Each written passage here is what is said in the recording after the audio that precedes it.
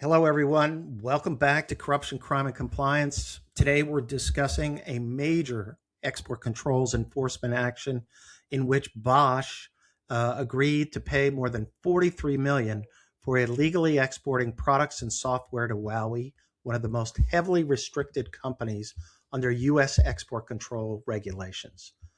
This case offers important lessons on the foreign direct product rule, compliance program failures, and the first ever declination issued under DOJ's revised National Security Division corporate enforcement policy. Let's start with the basics. Bosch agreed to pay approximately $32.5 million to the Bureau of Industry and Security, BIS, and more than $11 million in disgorgement to the Department of Justice to resolve allegations involving unlawful exports to Huawei and Huawei affiliates. In total, the resolution exceeds $43 million. The transactions involved approximately $70 million in sensors and another $1.9 million in automotive software products sold through Bosch subsidiaries between 2020 and 2024.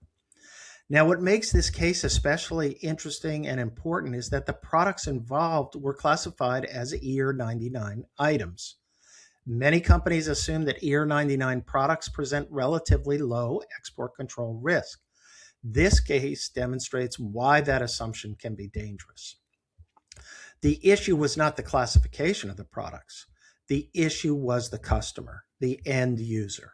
Huawei has been subject to enhanced restrictions under BIS's foreign direct product rule since 2020. The FTP rule dramatically expanded U.S. jurisdiction over certain foreign-made products. Even when products are manufactured outside the United States and classified as EAR99, they still may require BIS authorization if they are produced using specified U.S. software, technology, or manufacturing equipment and are destined for a restricted party such as Huawei. According to BIS, Bosch repeatedly misunderstood this requirement. The agency found that Bosch compliance personnel confused the FTP rule with the EAR's de minimis rule. Those are very different concepts. The de minimis rule focuses on the amount of controlled U.S. content incorporated into a product. The FTP rule focuses on how a product was produced and whether U.S. technology, software, or equipment was used in the production process. That misunderstanding led Bosch personnel to conclude incorrectly that licenses were not required for Huawei transactions. What makes the case, though, particularly troubling is that Bosch received multiple warnings. Suppliers informed Bosch personnel that Huawei transactions implicated the FTP rule. Contract manufacturers required certifications acknowledging Huawei's footnote 1 status under the entity list. The compliance certification specifically prohibited unlicensed transactions involving footnote 1 entities. And perhaps most importantly, the industry was already focused on BIS's landmark Seagate enforcement action involving Huawei. Despite these warning signs, Bosch continued relying on its original analysis and continued shipping products to Huawei. For compliance professionals, this is a critical lesson. Compliance failures rarely rise from a single mistake. More often, they occur when organizations fail to revisit assumptions despite receiving information suggesting those assumptions may be incorrect. So the Bosch case highlights the importance of challenge mechanisms within compliance programs. Compliance advice should not be treated as static. It must be reviewed, tested, updated, and challenged when new facts emerge. BIS also emphasized another important point. Compliance resources matter.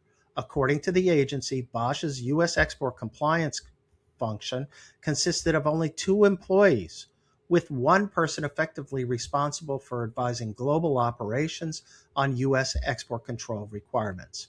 That structure proved inadequate given the complexity of modern export controls and the rapidly evolving rules targeting Huawei and other restricted entities.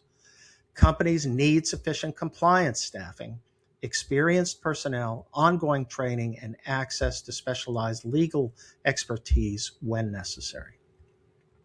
Now let's turn to what may be the most significant aspect of this case, DOJ's declination. Despite more than 100 export control violations, DOJ declined criminal prosecution. Why? Because Bosch voluntarily disclosed the conduct, fully cooperated with investigators, and implemented extensive remediation measures. DOJ specifically cited Bosch's preservation of evidence, proactive disclosure of facts and documents, disciplinary actions, organizational changes, expansion of compliance resources, and enhancement of internal policies and procedures. This is the first declination issued under DOJ's revised National Security Division Corporate Enforcement Policy. The message could not be clearer. Companies that identify violations, promptly self-disclose, cooperate fully, and undertake meaningful remediation can significantly reduce criminal enforcement exposure. That does not mean there'll be no consequences. Bosch still paid more than $43 million and had to disgorge $11 million with the DOJ settlement. But it avoided criminal prosecution and the collateral consequences that often accompany criminal resolutions. The key lessons from this case are straightforward. First, understand the foreign direct product rule and its broad extraterritorial reach. Second, ensure compliance personnel possess sufficient expertise and resources. Third, establish processes for revisiting compliance determination when facts change or concerns are raised. Fourth, treat supplier certifications and industry enforcement actions as potential red flags requiring review. And finally, recognize the tremendous value of voluntary self-disclosure, cooperation, and remediation when compliance failures occur. The Bosch case provides a powerful reminder that export controls remain a top national security enforcement priority. Thanks for joining me, and I'll look forward to speaking with you again soon.